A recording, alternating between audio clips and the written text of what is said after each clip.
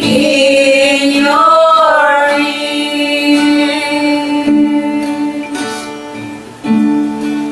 I love you,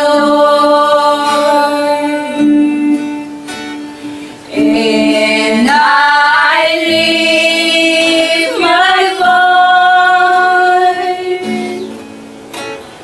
to worship you. Oh, my soul, rejoice,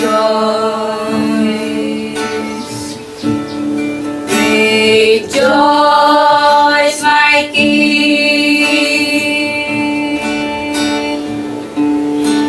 Hear what you read.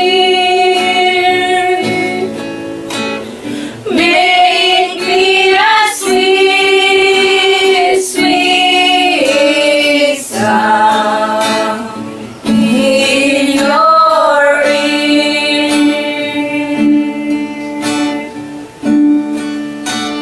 Make me a sweet, sweet sound in your ears. Yes, let's pray. Yes, Heavenly Father, we thank you once again for today na narito muli kami na magpuri at sumamba sa iyo, Panginoon. At salamat sa binigyan mo kami muli ng pagkakataon para magsamba sa iyong pangalan at magbahagi na iyong salita. At Panginoon, ikaw ang mag-guide sa amin sa lahat ng aming gagawin sa araw na ito at sa lahat ng manonood sa video na ito. Panginoon, ay ikaw ang makita nila at yung salita mo lamang ang marinig nila, Panginoon. Salamat po sa pag-guide mo sa amin at sa lahat ng let your Holy Spirit guide us, O God, sa aming gagawin sa araw na ito. Salamat po, Panginoon, at sa iyo lahat ang papuri sa pangalan ni Jesus. Amen.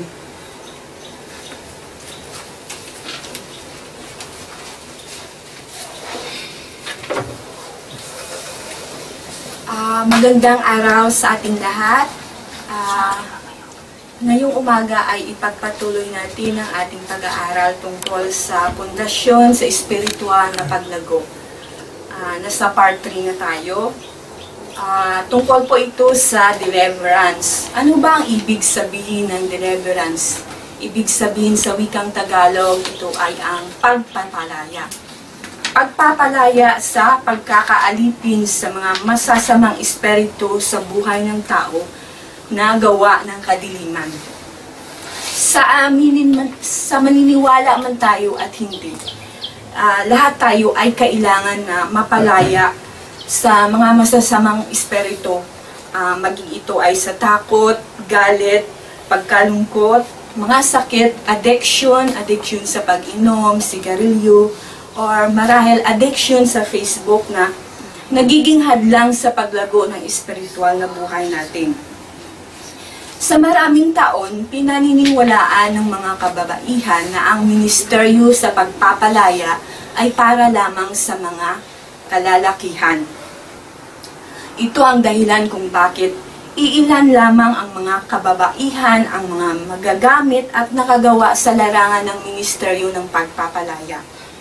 Kapag ang mga kababaihan ay magkasama sa isang grupo o sa isang batayan at kinakailangan na para sa pagpapalaya, dapat nilang malaman na sila'y mapalaya at kung kailangan ng karagdagang pagpapalaya, dapat nilang agad na matanggap ang pagpapalaya. Ngayon, higit kailanman na mga kababaihan ang nangangailangan ng mapalaya sa isang kakilakilabot na espiritu ng kasalanan at paghatol, bunga ng pag-aabusong sexual, kung kaya't kinakailangan nila ng isang ganap at napakasensitibong counseling. Kaya layunin ng pagtuturo na ito na mabigyan tayo ng sapat na kaalaman sa lahat ng aspeto ng ating buhay. Kailangan nating matuto at magamit ito laban sa kaaway. gagamitin ni Satanas ang kanyang kapangyarihan kung saan pwede siyang makapasok sa ating pagkatao. Kaya kailangan nating magsisi at maging tagasunod tayo ni Kristo, at higit sa lahat ay mapalaya tayo sa anumang masasamang ugali o espiritu na meron tayo. At isa sa espiritual na kaloob ng banal na espiritu ay ang pagkakaroon ng discerning of spirits. Ibig sabihin ito ay yung mabigyan tayo ng kakayahan na malalaman kung ano ang mga uri ng espiritu na pumasok sa katawan ng tao. Madalas na ang dahilan na ang pagkakaroon ng sakit ay ang kagagawa ng demonyo. At pagkatapos napapalayas ang demonyo na ito sa katawan ng tao, siya naman ay gumagaling. Dapat nating malaman na ang ating katawan ay templo ng banal na Espiritu Santo. So kung kayo ay may mga Biblia, maaari nating buksan ang ating Biblia, ang salita ng Diyos sa 1 Corinthians chapter 6 verse 19. Ito ang magpapatuuna kung saan ang ating katawan ay templo ng banal na Espiritu. So babasahin ko sa inyo. O hindi ba ninyo nalalaman na ang inyong katawan ay templo ng Espiritu Santo na nasa inyo, na tinanggap niyo sa Diyos? Ibig sabihin nito na sapagkat ang ating katawan ay templo ng Holy Spirit, dapat na iwasan natin ang pagkakasala na makaapekto sa ating katawan. At ano naman ang mga pagkakasala na ito? Bumalik tayo doon sa ating Biblia sa 1 Corinthians chapter 6 verse 18. I quote, "Makitakas kayo sa pakikiapid. Lahat ng kasalanang gawin ng tao ay nangalabas ng katawan. Ngunit ang gumawa ng pakikiapid ay nagkakasala laban sa kanyang sarili." So malinaw ang ibig sabihin sa 1 Corinthians chapter 6 verse 18 na ang pakikiapid o adultery ay nagiging hadlang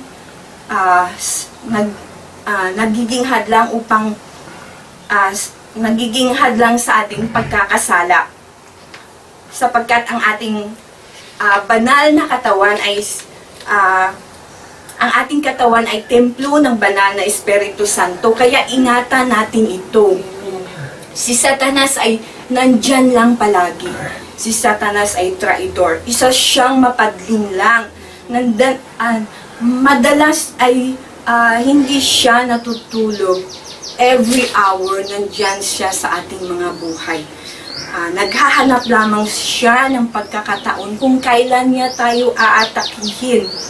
At madalas na inaatake niya ang yung mga believer o nagsasampalataya kay Kristo, o kahit naman yung hindi pa mananampalataya, at lalo pa yung hindi pa lubusang nabuksan ang puso kay Jesus Christ.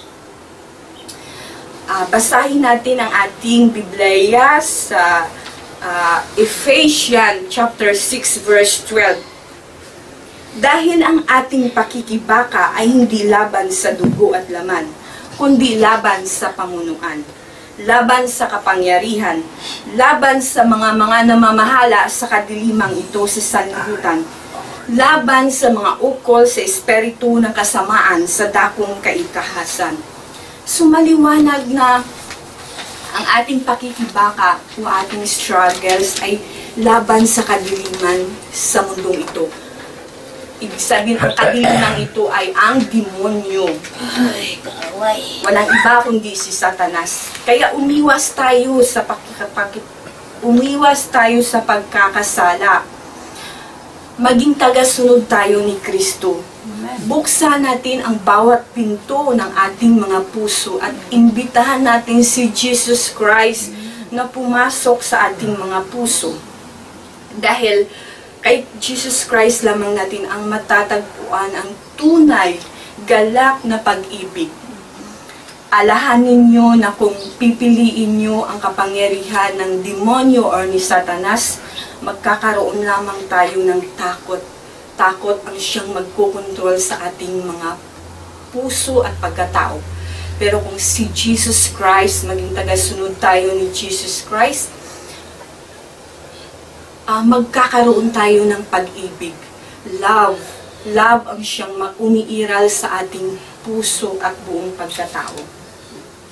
Gaya ng sinabi sa Proverbs chapter 20, verse 30, sinasabi na ang puso ay tinutukoy bilang mga kwarto ng ating mga tiyan. Ang tanong, naimbitahan mo na ba si Jesus Christ na pumasok sa iyong mga puso? At sa uulitin ko, kapag nasa kay Jesus Christ lamang tayo, at sa Diyos lamang tayo, isang tunay na pag-ibig, galak ang nararamdaman natin at matatagpuan. At kapag nasa kapangyarihan tayo ng demonyo, puros takot at kasamaan ang umiiral sa atin.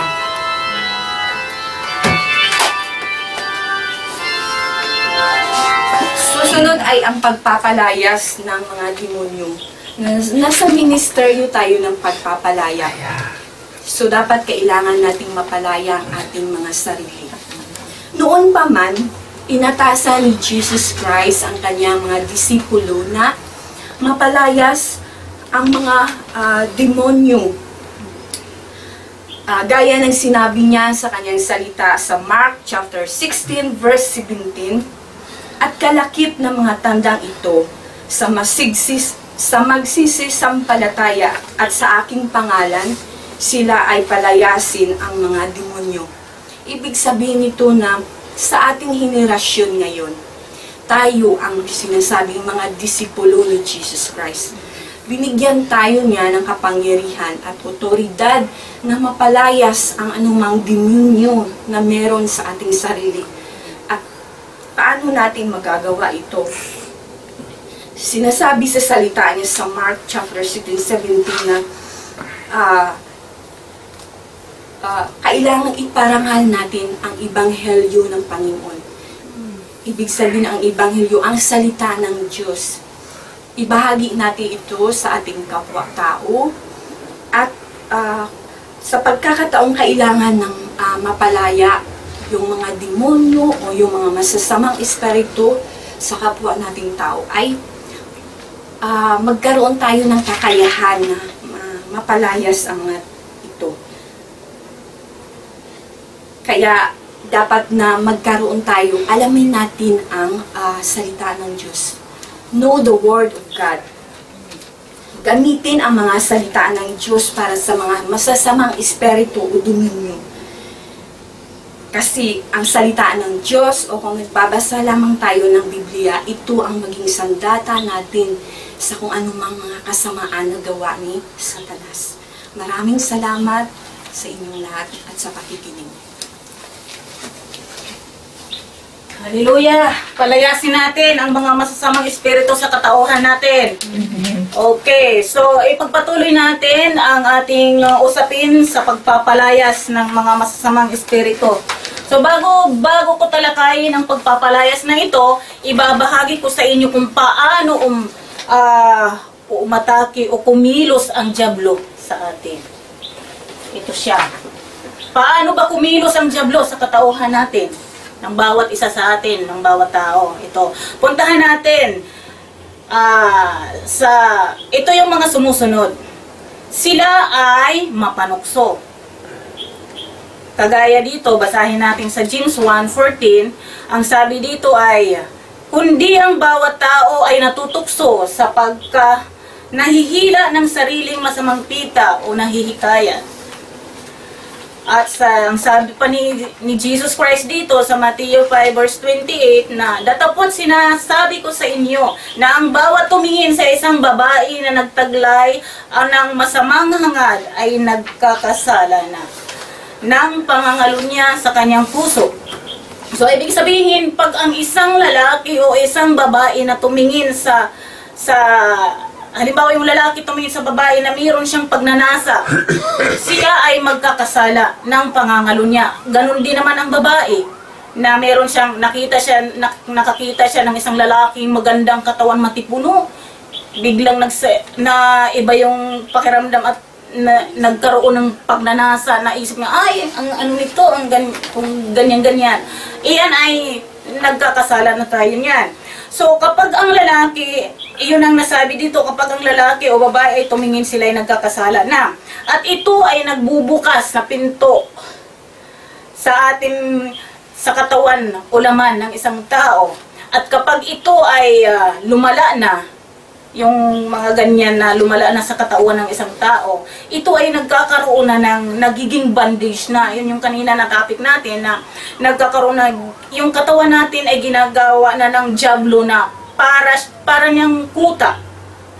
Kaya yun na yung isang paraan na papasukin ka ng diablo at makikita na yun na yung magiging mahihirapan na ang isang tao na mapalaya ito. Kaya kailangan ito. Kaya sa atin, kailangan nating mag-ingat anuman ang ating nakikita sa ating mga mata o anuman ang ating naririnig sa ating mga tainga. Yung mata, yun na nasabi niya, kung titingin tayo na mayroong pagnanasa, magkakasala tayo. Yung naririnig natin na hindi maganda sa ating kapwa, na makakagasanhi na mga mahahawa ka din sa naririnig mo, kailangan mag-ingat tayo dyan. Kasi yan ay isang paraan ng diablo na gamitin ng isang tao. So ito naman sa letter B ay sila ay mapanlinlang. Mandaraya sila. O mga sinungaling o manluloko, marami yan. Kaya pag nakita na natin na ang mga tao ay mga ganyan na ang mga habit nila, ay yan na ay ginagamit na sila ng kaaway.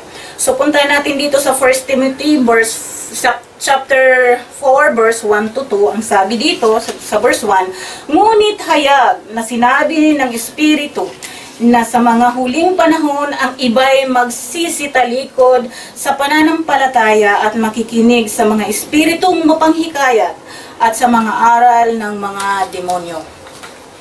At dito sa pangalawa, ang sa pamamagitan ng pagpapaimbabaw ng mga tao na nagsasalita ng mga kasinungalingan na hinihiruhan ang kanilang sarili, ang kanilang budhi na waring bakal na nagbabaga. Kagaya ngayon, talagang lumilitaw na sa buong mundo na maraming mga relihiyon na sila ay mga mapaglinlang. O kagaya na lang itong Mormonism, itong mga Mormon. Itinatanggi nila na si Jesus Christ ay anak ng Diyos. Ngunit ang pagkakaalam nila na si Jesus Christ ay nilalang ng Diyos bilang kapatid ni Satanas. So, malaking kasinungalingan ito. Kagaya rin ng mga Jehovah Witnesses na talagang masigasig silang namanghingkayat sa mga tao, na mang-aakay sa mga tao, pero ang hindi nalalaman ng iba na hindi sila nakakakilala kay Jesus Christ. Hindi nila pinapakilala na si Jesus Christ ay anak ng Diyos, kundi ang pagkakakilala lamang nila dito ay si Jesus Christ ay isang anghel, o si Jesus Christ ay si Michael, o isang propeta lamang. Kaya kailangan talaga natin maging handa. Huwag tayong basta-basta maniniwala dahil yan ay kagagawa ng diablo. Marami, kagaya ng Iglesia ni Cristo, ganun din yan sila, hindi sila naniniwala kay Jesus Christ. So, ibig sabihin, kapag ang mga religion na lumabas sa panahong ito na hindi nila ipakilala si Jesus Christ na anak ng Diyos, huwag tayong magpalinlang. So, puntahan naman, ito pa, yung letter C naman, ang sila'y mapang-alipin. Ang diablo ay mapang-alipin. So, punta tayo sa Romans 8, verse 15. Sapagkat hindi ninyo muling tinanggap ang espiritu ng pagkaalipin. Ay, yun ang sabi ng Panginoon, hindi nyo tinanggap, hindi binigay ng Panginoon na ang espiritu ng pagkaalipin ng diablo. Sa ikakatakot, datapwat, tinanggap ninyo ang espiritu ng pagkupkup na dahil dito'y sumisigaw tayo ng Aba, Father! O Ama! Yun yung ganyan na kailangan natin tumawag sa Kanya. So, kagaya nito, kapag tayo ay ipinanganak na muli, ito ang ibig sabihin nito, hindi sa katawan tayo ipapanganak, kundi ipapanganak ang ating espiritu at nakaayon na yan, nakakonektado na yan sa Panginoon. Kaya dahil dito, tayo ay naging mga anak ng Diyos na. So, inampun tayo sa pamamagitan kay Kristo. At dahil anak na tayo ng Diyos, hindi na natin matatanggap muli ang pagkaalipin at takot. At nakalabas na tayo sa pagkabihag mula kay Satanas. Praise God. So, ang letter D dito ay sila'y nagpapahirap. Ayan na, nandyan na yung mga torment. Tinutorment na tayo niyan. Nagkakaroon ng mga condemnation, ng mga, yung nagigilty na tayo kung anong ginagawa natin, at wala tayong kapayapaan. Tapos, lalo na yung mga taong hindi marunong magpatawad. Minsan, pag may nanghihingi sa atin ng tawad, hindi natin pinapatawad. Sasabihin na natin, bahala siya. Pero, sa kalaunan na, pagkatapos mo sinabi, bahala siya. Pero, hindi ka pa rin mapalagay. Kasi, yun na nga, yung natuturment na yung isip mo. O, puntahan natin dito sa 2 Timothy chapter 1, verse 7. Ayon dito, sabi dito, sapagkat hindi tayo binigyan ng Diyos ng espiritu ng katatakutan. Ayan ang sabi ng Diyos. Kundi ang kapangyarihan at pag-ibig at kahusayan. Ayan. Yung torment na yan, yung sinasabi, dahil nga, ang diablo talaga, yan ang isa nilang pagpapahirap sa mga tao pag sila ay yung mga tao na mga nagkakasala, tinuturment talaga nila yan, lalo na yung mga nakakakilala na sa Diyos. So, sa letter E naman, ito yung himukin sila o pilitin silang palabasin. Basahin natin sa Lucas chapter 8 verse 29.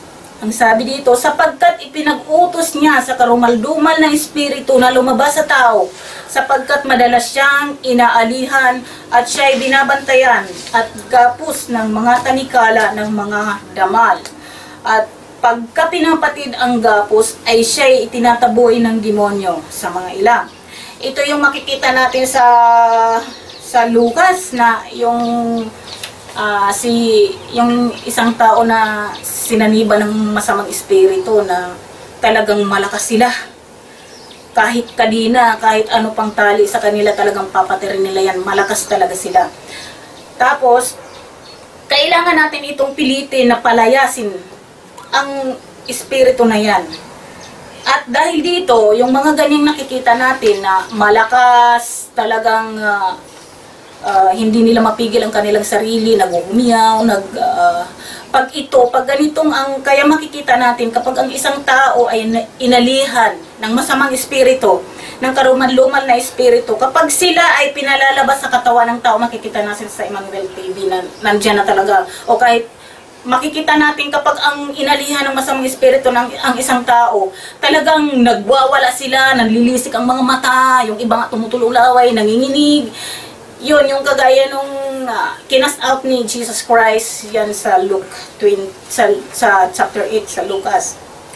At ito ay makikita natin na ito ay isang manifestasyon ng gawa ng diablo sa loob ng katawan ng tao. So, punta tayo sa if, ang sabi dito, sila'y nakakahawa o sila'y nakakarumi sa isang tao. Ito na yung basahin natin sa Titus chapter 1 verse 15. Sa malinis, ang lahat ay malinis. Datapwat sa nangangahawa at di nagsisisampalataya ay walang anumang malinis. Kundi pati ng kaniyang pag-iisip at kanilang budhi ay pawang nangangahawa. So, ibig sabihin dito, ang malinis na tao, kahit anuman ang kanyang hawakan o anuman ang hawakan ng isang tao, Kagaya nung sabi ni Jesus Christ, diyan basahin natin, yung kay sabi ni Jesus Christ na sinabihan siya ng mga Parisiyo, ng teachers of the law, mga Sadducees, ang sabi nakita ng mga Parisiyo, bakit ang mga disciples mo hindi naguhugas ng kamay bago kumain? Ang sabi doon. Kaya ang sabi ni Jesus Christ, hindi nga masyado naintindihan ng mga disciples. Tapos nagtanong ang isang disciple, si Pedro, ang disciple niya, nagsabi, bakit guro, ano bang ibig ganon? Ang ibig sabihin noon. Ngayon sinabi ni Jesus Christ, ang isang tao, kahit gaano man kadumi o hawakan ang ipasok sa kanyang bibig, hindi iyan ay magiging sanhi na siya'y maging marumi. Dahil, ibig sabihin noon, kung ipinasok natin sa bibig natin yan, sa puwit lang natin yan lalabas. Pero ang sabi ni Jesus, ang nagiging sanhi ng pagiging marumi ng isang tao, yung nanggagaling sa puso na lumalabas sa bibig. Yan yung nakakahawa. Kasi ang sabi niya diyan sa Matthew 5, sa chapter 5, kung ano ang lumalabas sa bibig ay nanggagaling sa puso. Yon kagaya ng mga Parisiyo. Naniniwala sila na mayroong Diyos. Naniniwala sila sa teachers of the law, yung law of Moses. Pero doon sila nakatuon sa mga doktrina, sa mga tradisyon. Pero ang totoo niyan, hindi talaga sila sumusunod at hindi sila tunay na nanampalataya sa isinulat ni Moses. So yun yung mga isa doon sa mga nakakahawa. So, basahin nga natin dito sa Matthew chapter 15, verse 11. Ang sabi nga niya dito, hindi ang pumapasok sa bibig ang siyang nakakahawa sa tao, kundi ang lumalabas sa bibig at ito'y nakakahawa sa tao. Yan na nga yun. Yung lumalabas sa bibig, kung lumalabas natin sa bibig, ay ang gagaling sa puso. Ayun. Kung ang tao ay malinis, siya ay malinis. So, punta tayo dito sa... Ito, may mga 4 na hakbang na nakakarungis sa katauhan ng tao. Ito yung mga, ang tawag dito ay ang pride o pagmamataas ng isang tao. Ito yung pagmamataas na ito, para bang sabihin mo na, ay, ako lang ang magaling. O ganito, ikaw hindi ka magaling, ako magaling lagi. Tapos rebellion. Ang rebellion dito, ang paghihimagsik. Ayan, kailangan mong maghimagsik kung anong ginawa sa'yo. Kailangan mong maghimagsik sa sa nagkasala sa iyo. Tapos ito naman ulit, ito yung deception, yung panlilinlang. Ito na yung kagaya na yung kanina, yung binanggit ni Pastor Charles, yung nanlilinlang ang mga kaaway na kagaya nung kay Carlson Mock na siya ay nag-serve siya sa isang church at mayroon siyang sahod na 14,000, tapos nilinlang siya ng Diablo na dito ka sa ganitong magtrabaho ka dito dahil mas malaki ang sahod na ibibigay ko sa iyo. Yan ang sabi ng Diablo, lilinlangin ka sa pamamagitan ng salapi. So kung hindi talaga tayo tunay at matibay ang ating pananampalataya, madadali na tayo dyan. Kaya ganun ang nangyari sa kanya, umalis siya at ayon ay bumalik siya sa dating gawin niya sa pagdadrugs. So, ito naman yung perversion or kabuktutan, pareho ng laman at ng espiritu. Ito yung perversion, yung sa ating flesh, yung mga gustuhan ng ating laman na nanonood tayo ng mga hindi maganda, yung mga movies na may mga bold, yung mga ganun. Yun yung sinasabing perversion. Hindi lamang sa flesh natin naapektuhan, kundi pati sa espiritu. O ito naman sa letter G, lumalaban ang Diablo laban sa ating kapayapaan. Ayan, gusto ng Diablo na lagi tayong tormente, hindi tayo mapayapa. So ito dito, lumalaban sa ating pagkakaisa. Pag ang isang congregation, isang churches, kaya nga nagpapadala ang Diablo niyan para gusto nilang na magkagulo ang isang churches, magkawatak-watak. Yun ang isa niyang hangarin dyan. So ito, ang laban sa kapayapaan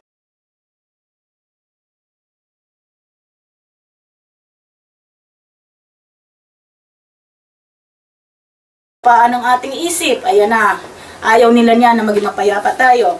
Laban sa ating maayos na pangangatawan, sila ay nagiging sanhi ng pagkagambala ng iba pang mga tao, lalo na sa mga malalapit sa atin at sa kapwa nating mga Kristiyano. Kagaya nito ng sinabi ni Dai Jim na yun sila, hinihimok nila yan, yung mga Kristiyano talaga ang una nilang target. Yan. Ngayon, ito naman yung letter H, ang mga palatandaan ng pagkakabalisa. Ito na yan, sa pag-iisip. ito sa pag-aalala, ayan na yung takot. Nag-aalala tayo, natatakot kung ano na lang kinatatakutan natin. Tapos ito na yung mga problema.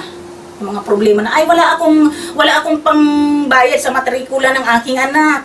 Wala akong, para sa pamilya ko, wala akong papadala. Yung mga ganyan iisipin mo. Tapos, kung magkano papadala mo, saan ka kukuha, wala ka nang may padala. Yung mga ganyang,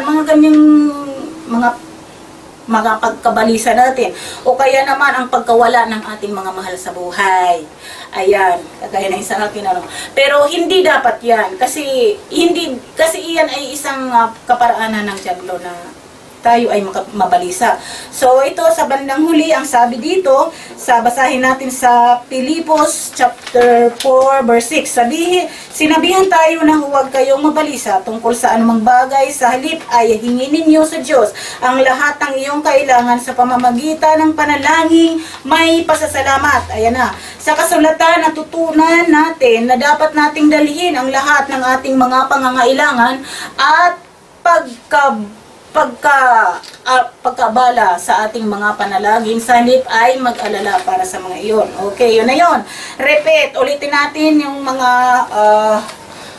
ito yung sinasabi dito, yung casting out the demons. Ito yung sabi dito.